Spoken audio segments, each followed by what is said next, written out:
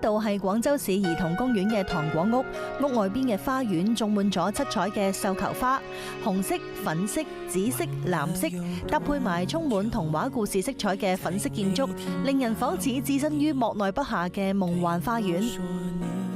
嗱，雖然喺落雨天時嚟到咗充滿繡球花嘅呢一個糖果屋啊，但係雨水飄飄，企喺呢一度反而別有一番感覺㗎。雨水揼落繡球花上啦，顯得啲花更加嬌俏可人啊！繡球花俗名白仙花、紫陽花，係虎耳草科繡球屬植物，灌木，高1至4米，原產於中國長江中下游及以南地區。